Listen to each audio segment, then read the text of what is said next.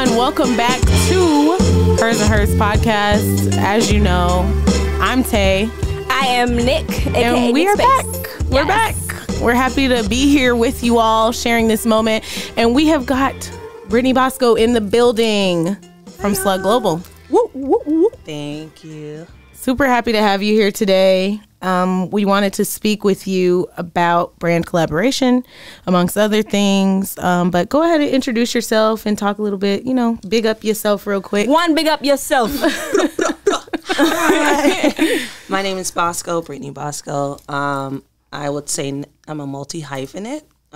First discipline is a singer, songwriter, and as she said, also the founder and creative director of Slug Global, which is an art collective agency. We bridge the gaps for young creatives, Gen Z, to work with brands and sponsorships, highlighting their skill sets so they can have first experience industry, I guess, how-tos, what to do, what not to do, and kind of get their work out there. Love that. Love that. So we always make a drink for our guests. And today we found out that Bosco likes rose wine or rosé. Rosé. And so we got Snoop Dogg's rosé up in here. Yeah, it's called 19 Crimes. That's pretty cool. Dangerous. 19 Crimes Cali Rosé. That's actually a really good picture of Snoop Dogg. Maybe we can zoom in. And it's like 10% alcohol, so 0.5. 0.5. 10.5. 10.5%. That's what I was saying. Like, his shit be... Yeah. It be smacking? It's potent. We got... Yeah, you can say whatever you want. Yeah, you can definitely curse on it. I think I say the N-word at least 20 times. Okay, yeah. You scared to say nigga? We got Clear. the 19 Crimes is such an interesting name for a rosé, but we got that and we mixed it with this Talenti sorbetto, so the raspberry flavor, which is actually pretty fucking fire if you guys ever had Talenti. Yeah. And I mean, we garnished it with rosemary. I wish we can like flip the camera around so they can see him eat it. So we wanted it to be fun, fresh, and Tyrone's over here enjoying the hell out of this sorbet. I made him like a really funky virgin one. Okay, period. Let's try it. I haven't tried it yet. That's good. Yeah. So Yeah. What do we think of the drink? I like that. Not bad. Not bad. The wine is good just like by itself, I can tell. That raspberry is nice on top. Snoop Dogg, he be doing something though. He always be I'm doing not gonna lie. I always really doing like something. Snoop a Lion. I like this whole thing that he doing. Not Snoop a Lion. Because he Rastafarian now. Okay, I did know that. I Yeah, did. Rastafarian. His dreads are so long. They're beautiful. They're They actually are like, gorgeous. well, they won't be. They're not dreads. They're locks. They're I'm No, you so can sorry. talk. Well, yeah, but it I don't depends like on it. locks. Yeah. I like locks. Yeah, it depends on who you like. I don't know because I have Rastafarians in my family and they'll say dreads, but it depends on who you talk to. But I try to say locks initially, and if they correct me, then cool. But I try to start with because I've said locks Yeah. before to people and people are like, no, just dreads, and I'm like, I don't understand. Some people be anymore. like, it ain't nothing dreadful about these like, locks, baby. Yeah, and I'm so like, okay. That's why I just say locks. I say locks. I just say locks. Yeah, I'm say not. locks, I'm not yeah. fighting with nobody at the Popeyes because I just like it. I like your retwist, girl. Damn. But yeah, let's get into it. So brand identity. How you've established that in multiple different lanes, obviously with your music career as well. Like you are very versatile, but also everything is very Bosco. Like, like, that it's Bosco when you see it. I feel like you have a very strong brand identity when it comes to your music. And then when you transitioned into Slug Global, you also kept that same, I guess, I would say continuity. You just continued forward with keeping that strong brand identity and making sure the same colors are used, making sure that you execute events in a similar way, but only better as you progress. How did you come to that space where you decided that like your brand identity is so important, and how do you switch it up without going too far off? Should we define brand identity before you get into it? Because I feel like some people aren't they don't know those marketing terms. Yeah, we can define brand identity. Basically, it's like the things that make you you. What's your color scheme? What font resonates with your brand? What's your logo look like? What type of events do you do? What are you specifically known for? What can people expect from you? That's what I like to define brand identity as. I think you nailed it. Okay, Yeah. cool. That's what I would say too. I took some marketing courses. I'm certified. Yeah, because I'm realizing I'm like, some people probably, when people like, there's lots of people who are content creators or people who just create things on a regular basis who don't necessarily align. They do things that align with brand identity and like, you know, better refining what that means for them, but they don't really know. They don't have the language. They don't really know some of these things, like some of these languages, and you'll be doing that shit for a decade and not know that you've been refining your brand identity for a decade until somebody says it. You're like, oh, that's what that is. That's the type of nigga I am. But you don't want to be those niggas. Read your dictionary. So how do you switch it up without, you know, going too far off? Yeah. Staying true to yourself. That's a really good question. I think I'm going to go back to the first. I think that's like a 2-part question. Yeah, I be asking loaded questions. I notice I do that. That's your vibe. So I think personally, for me, I always have to just start with, I love process development. I'll stay in process and referencing, mood boarding, and I would say scanning for months. So actual research goes into what you like. Oh, absolutely. Yeah. That's like, So building out pitch decks. That's very mood integral. boards. Yeah. Building the voice, like, who is this person? Where do they live? Who are they? Who are their friends?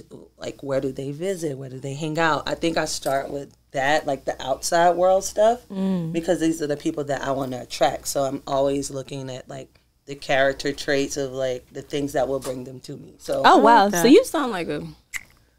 Don't tell me this is another Scorpio. Capricorn. That makes so much sense.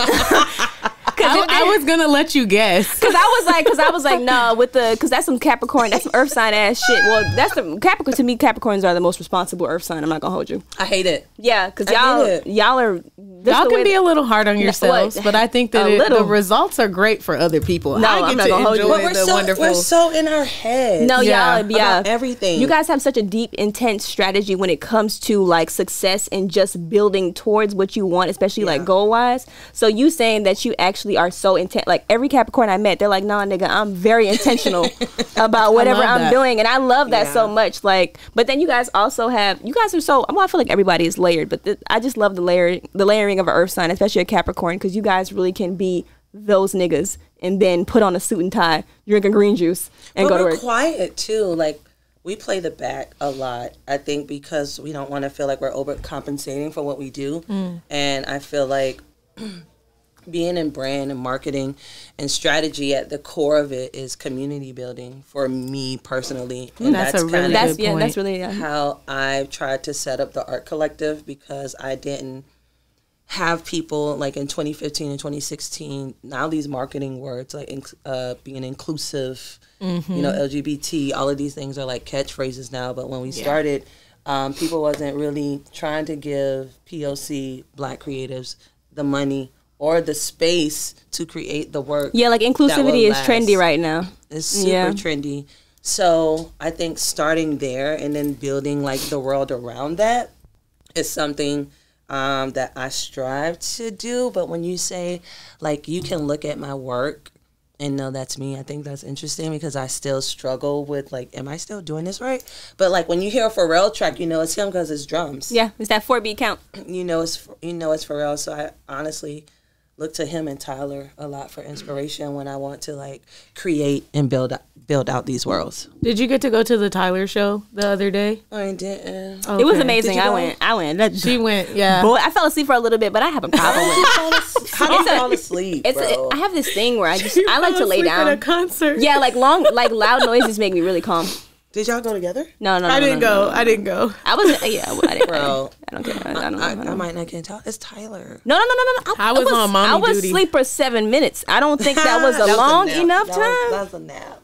That was a quick. I just needed to rest my eyes. The napping in the midst of chaos is what's funny for me. I don't know how I'm able to do that, but I will sleep like a baby off a fresh bottle. That's different. Yeah, I'm just. What's your sign? I'm a Gemini. Oh, that's why I love her. That just like my brother. I can fall asleep in the middle of a forest fire and be like, it's toasty out here. I don't know why. That makes perfect sense. You asked me something else too. It's okay. Okay, cool. We lose ourselves a lot on here. Okay, cool. So it's no format. I had candid conversation. Okay, good. I wanted to ask about your team and like how that plays into your brand identity and stuff like that. Yeah. So we are a team of, I believe, 8 people. Nice. We started out as 4. Nice. And to be honest, we didn't know what the hell we were doing. Y'all are doing some big campaigns to be 4 to 8 people. That's good. Thank you. Wow. Really? Yeah, that's amazing. I mean, it translates very well, but now that I hear about how intentional you are, I'm only assuming that your team. She wasn't playing around with them 4 people. Yeah, but we also don't take every project that comes through our email. Oh, not you selective. And why do you not take every project? Because I feel like so many creatives, specifically in Atlanta, feel like they have to take every project. Yeah, teach me how to say to no. them, so. Well, the thing is, I did a panel with YouTube last month, and I was like, what will this campaign cost me? Not like monetarily money, but my peace of mind, the stress of my team, the countless hours and revisions. What will this cost me? But also like demanding our worth. And I think that's very important to me because it's like, all right, if we take this job and people, and that gets around in the industry, we're like, oh yeah, you could just go to them and they'll do it for a lower rate. When you're not, when the other companies here, the market is already set to that. So they can expect that when they come from LA and New York, they can pay these prices when we haven't demanded or expected more. So I've just been like training myself over the past 2 to 3 years to be more selective about like if their ethos and mission doesn't align, then cool. If the project has more, it needs to have 80% people of color on it because we are a minority agency. If that, then we can't rock with it. If it's the voicing of a creative director that isn't black, that's speaking to them, that we can't do that, or we need to figure out a way to re-strategize how we can collaborate together. And I would say managing their expectations of you and what they want from you. And I think that's like, for me, the key to collaboration is like, okay, you want this and we offer this, but how can we somehow like seeing how you can help? Yeah, seeing how you can help everybody while helping yourself. That's really cool. Yeah. I like that. And back to your team, like tell us a little bit about them and like the roles that you feel are most important or I guess every role is important because there's only 8 people, but tell us a little bit about those roles and like how you kind of find structure working with a small group. Okay, so I'm more the brains. I have a business partner who's the business partner. He's more of like the logistics, the black and white. I'm like, well, the colors, I have to feel them from heaven, and this and that. He like, fuck all that. What's the numbers? That's Tay as hell. I'll be like, but no, this be great for us. She'll be like, nigga, nah, what they talking, nigga? All right, I will hear all that. What they talking about? Okay, so he brings me back in, like from. Like, he grounds you. Yeah, he grounds me for sure, because I can be very ambitious with my ideas, but I had to learn how to relinquish control and trusting my team. So that is the theme of the month. It's Aries season, baby. I had to be like, I can't do everything. How do I expect to grow and scale when I'm like trying to manage every piece? So I had to. The graphic designers went from like interns to a graphic designer to an art director, and being able to trust the process, being able to, all right, here's the project, trusting them, and I just like be the eyes to oversee it so that we could take more work. So we have like team of 3, team of 3, team of 2, and it's me, and we can have more bandwidth to do more things. Yeah. So because the tasks are delegated out. Yes. Okay. At the end of the day, we all are our individual artists. I've always been a beacon of celebrating their own independent journeys. I think with working with people and working for people, they want you to alienate or abandon your dreams. But I feel like if you help them do their personal goals, they will pour and invest into the collective consciousness, which is Slug. And that's what we kind of touched on. We were talking earlier before the camera started rolling. We were talking about how everybody wants to be a star, and it's difficult to find people who are really invested in your vision. And I think that's really cool that you are invested not only in your vision being met and like Slug's vision being met, but you're also like, okay, these individual artists have lives outside of me and they may eventually move on one day, which is what you would want for them, essentially. So I think that's beautiful. More people should definitely be like that. Also, the resources. So it's like, if they help me build this company, this world, it's like, if you got a video shoot, why not shoot it at the Slug office? Or Yeah. that's how we help each other in our own individual goals too. Like I'm working on my ceramics line, but I'm hiring somebody from Slug to work on the logo. So all of the money and things stay within the ecosystem because they're helping me with my personal goals, and I'm also helping them with their personal goals too. Cross collaboration to love better that. elevate the community. I love I'm that. fucking with it. I actually, I'm really interested in ceramics and pottery. I actually have a throwing wheel. Yeah, I'm really into it too. Yes. And I was just going to ask you, like, what are the hobbies that you do that are outside of Slug Global and and your music? Those are not hobbies. Those are your career. Yeah. So do you have anything that is a hobby that you do that just helps you kind of get into your creative flow without it having to be monetized? Dude, yes. I was once again talking about reclaiming my time, but also doing something that doesn't need outside validation. I think creatives are constantly looking for a cheerleader, which isn't bad, but I needed something because I've been in the industry for some time now. I needed something that wasn't for me. I mean, I needed something that wasn't for everyone else, that was for me. Yes. Something that I don't need a press release for. I don't need to, if I want to take photos, it can be whatever I want it to be. It can feel and look however I want it to look and feel.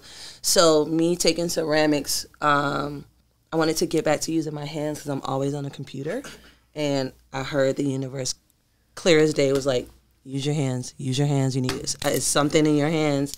It's a message. It's a story. I'm trying to like get you to get to the other side, but you got to go through this process. So I signed up for ceramics, and I've just been like learning so much about myself and how to make different things like with your hands, but it translates into like graphics because of like the curvature and learning how to manipulate clay and using that placement, color. It's like hockey players like taking ballet and stuff like that. I feel like that's really imperative when you are creative to step into different elements of creating to better understand what it means to actually just be an artist, just to be that type of person. And I feel like that's really integral. Not only that, but just having hobbies that aren't necessarily monetized. I feel like that's just, well, of course, because of capitalism and so much, like so much of our generation, we feel like we have to literally make money from every single thing that we do. Yeah. And sometimes it's better to just invest in things that are better help you as a person, because that helps you step further into alignment into what you're really supposed to do. But that's so dope. I love ceramics though. Let me just nerd out a little bit. So are you throwing your clay or are you doing pinch pots? What are you working? I'm doing hand building. Okay, I love that. Okay. I'm trying to get back into it because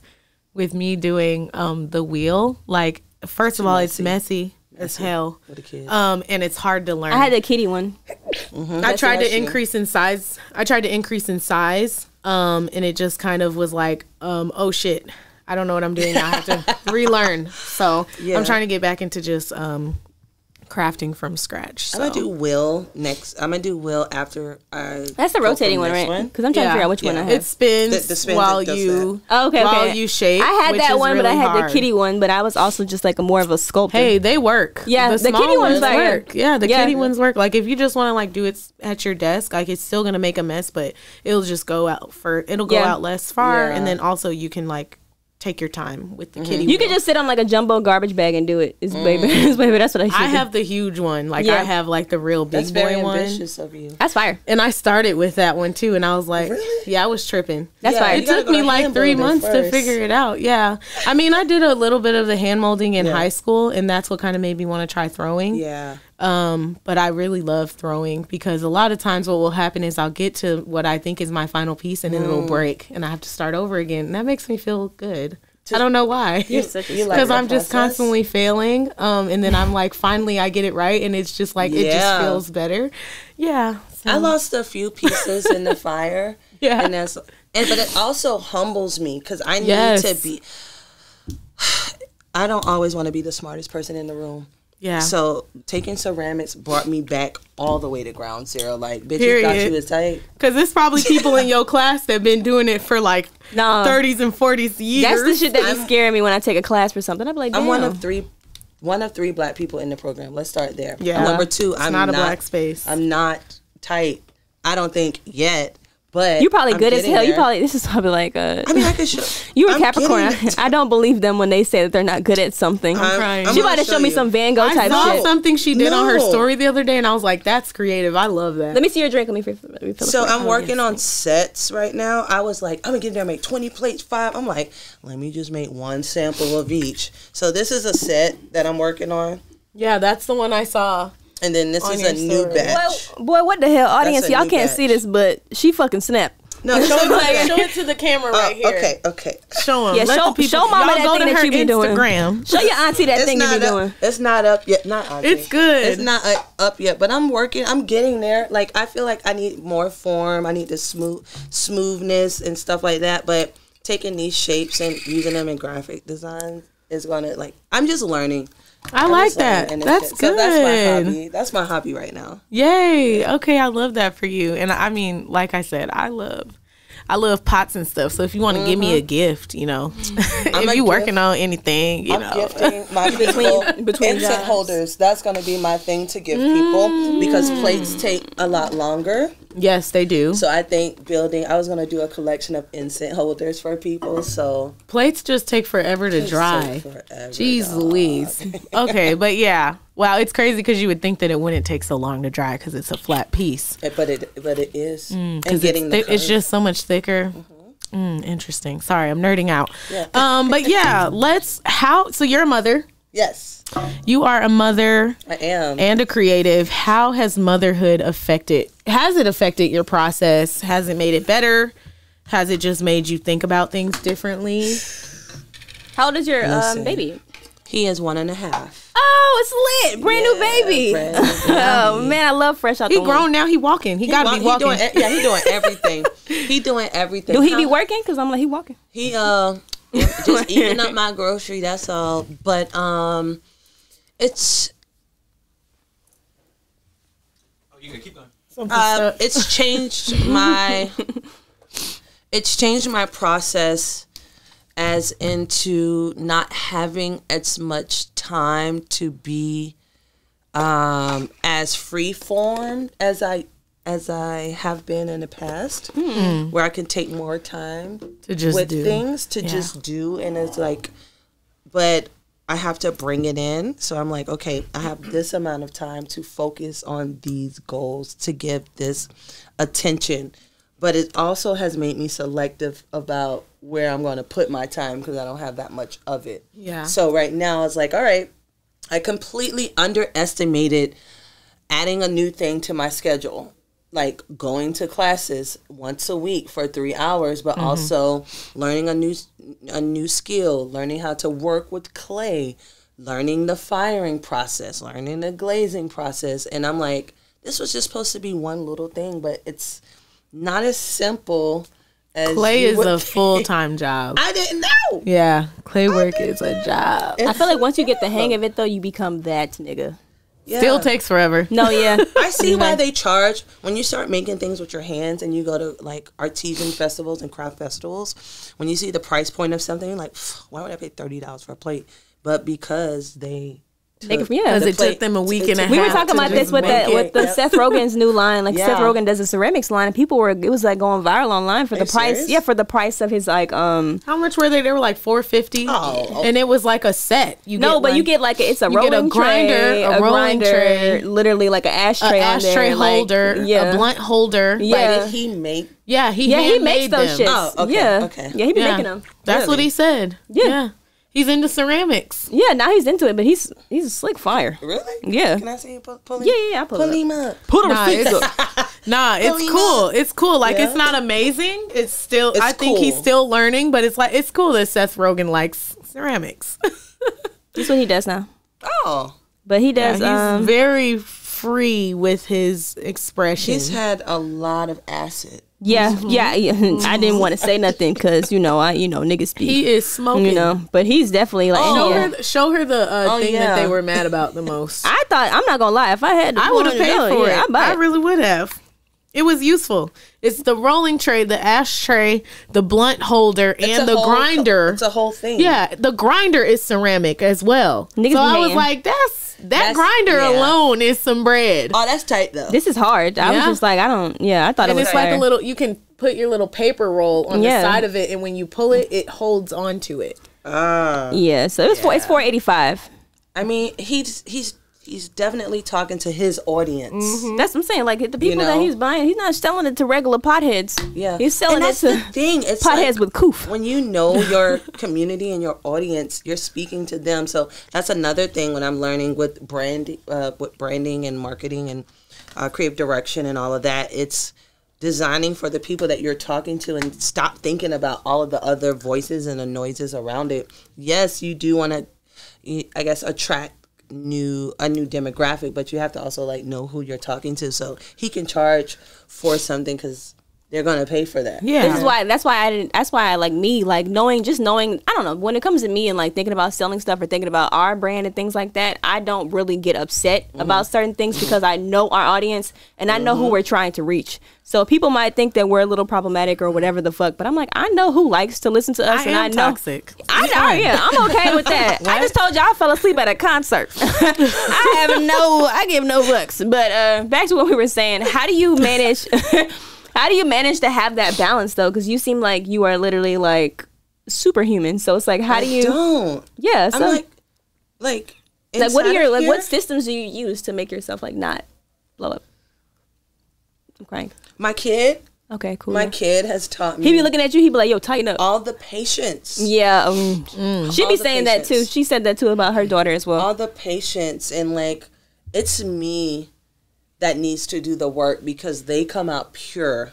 So I'm like, if I can't figure out how to communicate, like it's something that it's going on in here with me that I'm not like being able to that's execute, very like you know? That does say a lot though. Like as a parent though, I don't think people understand. Like if you want to be a parent or anything that involves like nurturing or taking care of things, there's a lot of sacrifices that you have to make internally to really best understand that, hey bro, you was a little wonky You inside. really have to be open to kind of like, it's kind of like a banana. It requires a lot of introspection, peeling back layers. This hard, this not even a hard shell, this soft shell. Because if you get mad at a 2-year-old, baby, that's you. Who you were. How you getting mad at a nigga that's brand new? I'm you crying. don't know, like that nigga. I know that I was patient before as a person. I knew. You a little too patient for me. I considered myself a patient person already, but when I had my baby, I got even more patient, and I was like, I had no idea I had this in me. Like really, her daughter be trying to jump off of stuff when we be on FaceTime, and she be like, "Listen, babe, what's that gonna do for us? Like, is jumping off the table gonna do something?" And she be like, "Nah, mommy," and she be like, "Okay, so let's stop." I'm like, what are the consequences of those actions? You know, I just try to let her process it because I can tell her, "Girl, you gonna bust your head open," but she's really not gonna get it unless she either sees it or she comes to that conclusion on her own. I try to create the same space for adults a lot of times too, like, because you know, adults, we're still learning. A lot of us we're earth babies in a sense, because even though we're not literal babies, like I only been here for 28 years. I'm confused as fuck. I at least got another 70 on this bitch, you know. I don't know nothing.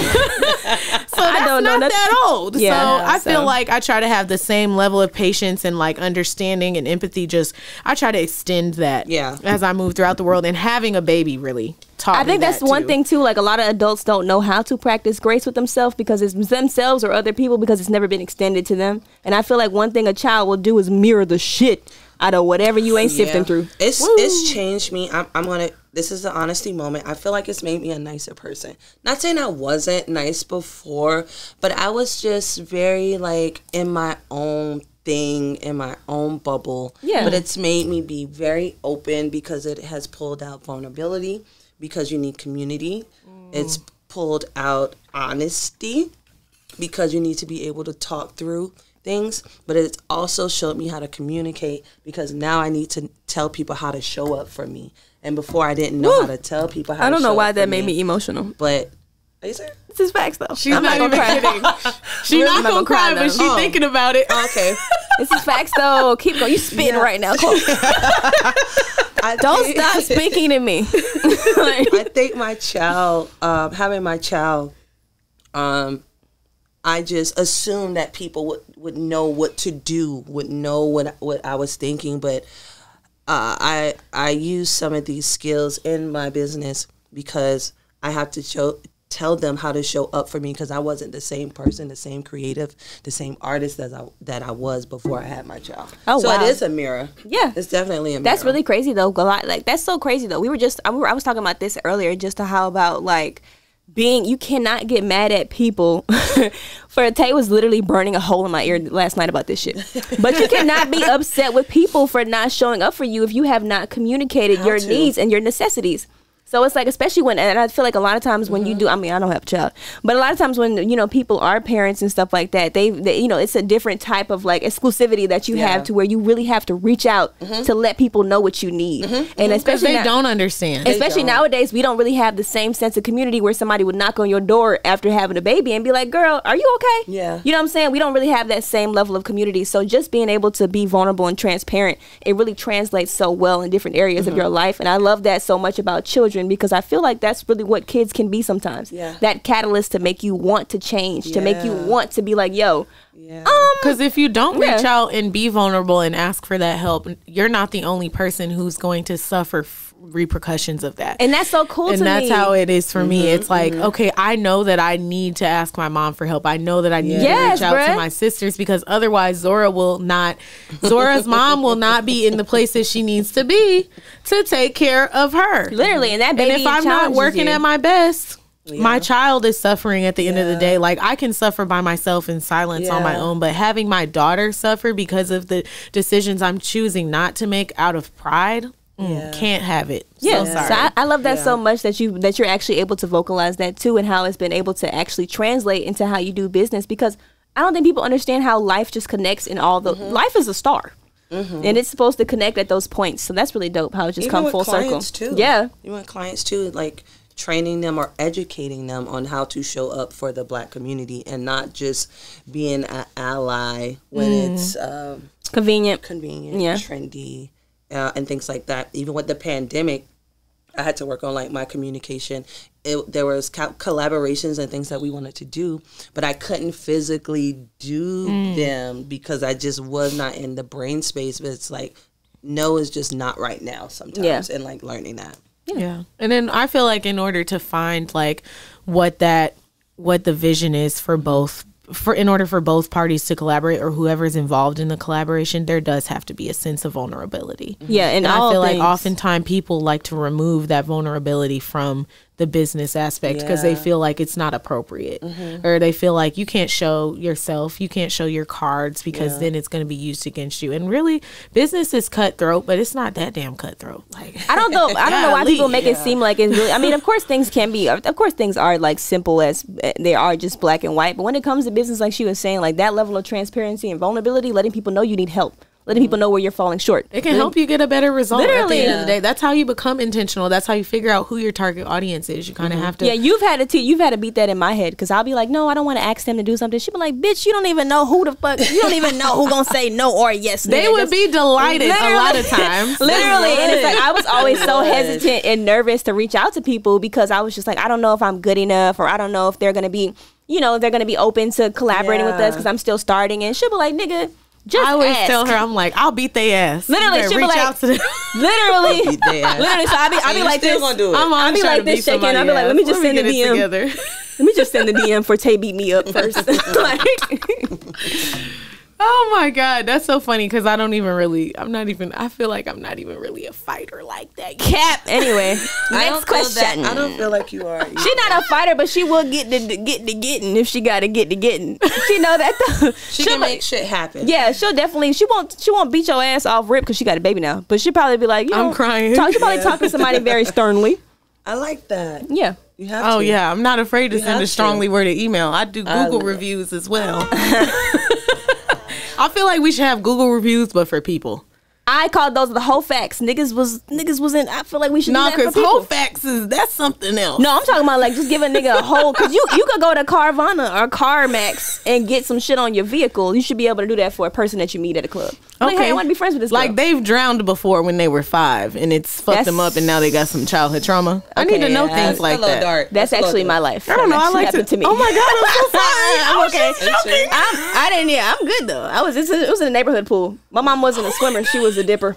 I was honestly just joking. This is not. Yeah, no, I went under. I was under. Who got you? My brother. My mom was like, "Go get your sister." He was like, "Mama playing football." Did you learn how to swim? Nigga, no. I was talking to you about this. I'm scared. Are you scared of the water? We gonna teach I'm you. not scared of the water. When we go to LA, we're gonna get in the ocean. I'm not scared of the I'ma water, but we teach can you. shoot that one. You know what I'm saying? Like, okay. You know what I'm saying? When we go to LA in June, I'm gonna teach you how to swim. in the ocean, nigga, Absolutely, you gotta start big. I'm good. This is not Shark Are Tale. you scared or do you not know how to swim? Because those are two different things. Both of them. I mean, Let me get my Oprah started fingers in going. the ocean is like top tier. Yo, that's swimming. like mad. Like I can swim really well, so if she almost dies, I'll be able to save her. Okay, we gonna okay. Okay, rolling on. Now she died, I can save her. what the fuck? So I feel like we touched on this earlier when we talked about everybody wanting to be the star. I feel like the opposite of that is people interning, maybe having mentorships, apprenticeships. Were you self-taught or did you have a situation like that where you had a apprenticeship and you were educated through another person's experiences, maybe a shadow, something like that? I did go to school for my discipline, so that helped significantly. And then after college, I did not. It wasn't until I moved to Atlanta that I would say about 20, Fadia Cater discovered me, I guess, or saw me. And wanted this is to work. Fadia Instagram / Clubhouse Fadia yes. / like did Everything. all the best ass All the events shit, in yeah. Atlanta. Okay, cool. Yes. That's fire. She discovered me when I was doing music, and has taken me under her wing from like business management on when I was doing music with her, and then now we have a relationship where she mentors me with Slug through different things, like a creative liaison, if I could say that, and also just kind of teaching me the ropes and being fearless. I think that's a large part of my story is I will ask whatever I want to ask. If I can't get in the front door, I'm going to go to the back. I'm going to go to the window. Somebody's going to tell me, yeah. Yeah, I I feel get like that information. I feel like no is I like just, that. Yeah. To me, no is a comma. I feel like no to you, nigga. I'm about to go Yeah. somewhere else. or do it yourself. Yeah. That's another thing.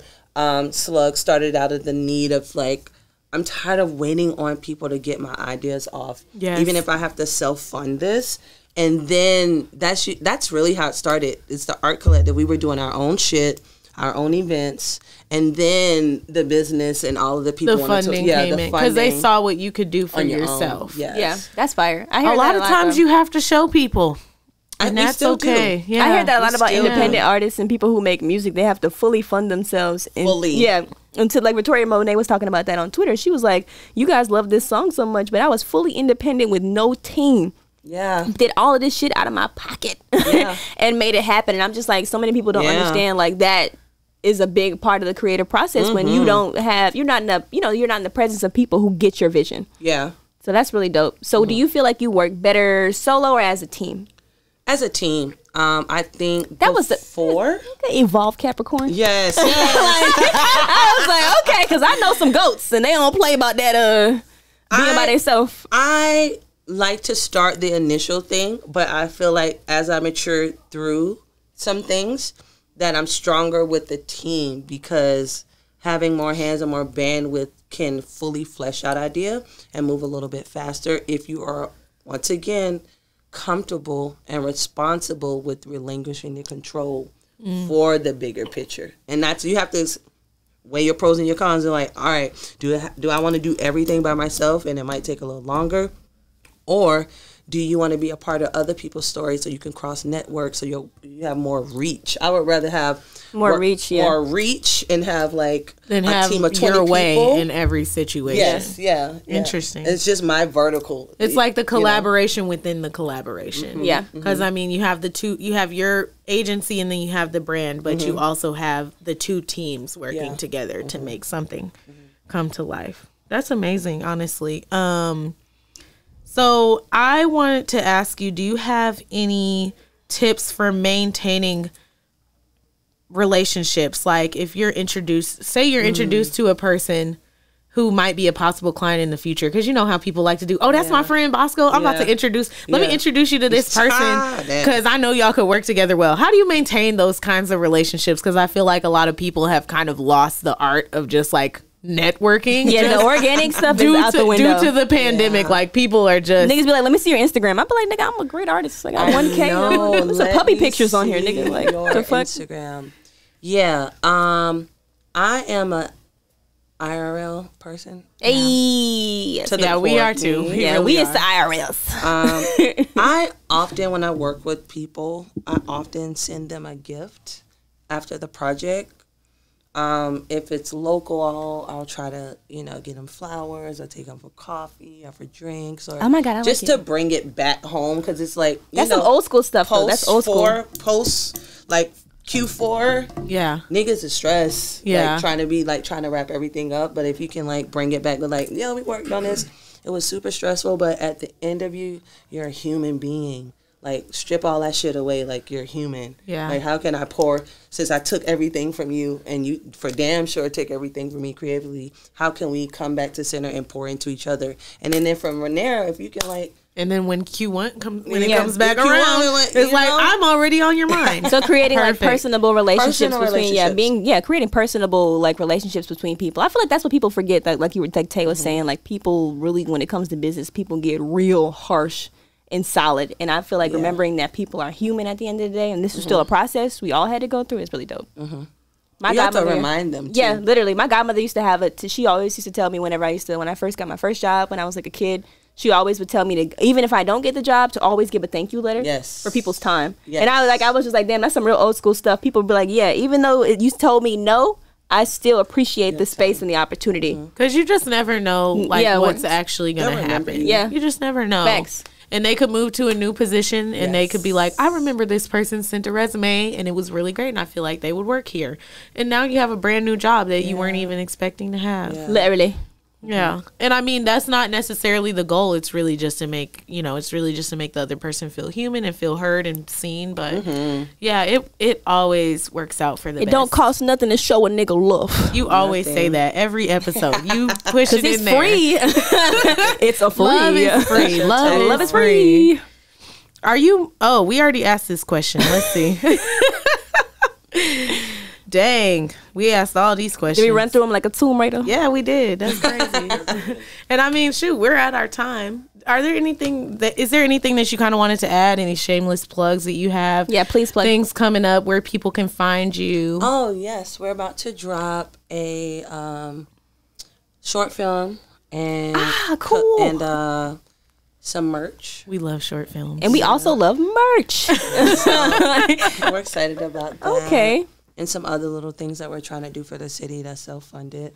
So you'll be seeing maybe some things starting to trickle out in the next month. Okay. So I'm excited nice actually. Ooh, I like that. I'm excited. I'm excited for that. I'll send you an invite. Okay, cool. Thank you. Happens. Yeah, I appreciate you coming on the show and just like sharing your knowledge with us, because I know that knowledge like this is not free, and we thank you for the gems. We super appreciate your time, and I know our audience is gonna absolutely love this episode. They gonna eat this up, girl. They honestly be asking for this educational stuff. Yeah, and also I think that they like to get to know people who are in the Atlanta area and also bi-coastal that are actually doing things that are fun and look fun. That's the thing. Like people don't really get to see. Like, there's a lot of people moving and shaking. Yeah. But it's not actually that cool. Yeah, niggas. But you're pretty cool. Like, you're over here doing ceramics and stuff. And a well-rounded, layered creative. A writer, introspective. A songwriter, a singer, an artist. Like, you're doing things that I feel like people are interested. You're so multifaceted.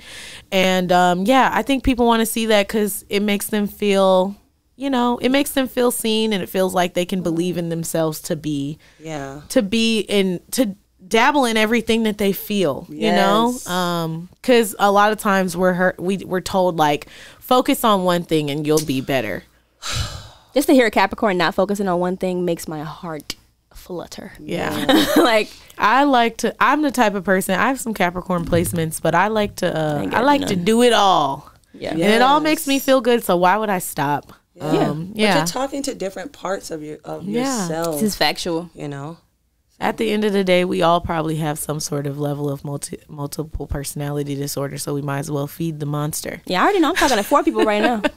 In your head, or okay, Yeah. Okay, we gotta. All of y'all. I be chilling. Well, thank y'all so much for listening and tuning in. Thank you so much, Bosco, for being on the show. And we will see y'all next. Well, actually, we'll see y'all this weekend. Yeah, we got back-to-back for y'all. Back-to-back episodes. Yeah. So thank you so much, Bosco, for being our most recent guest since our little sabbatical. So thank you. No problem. Thank you for having me. Bye. Bye, guys.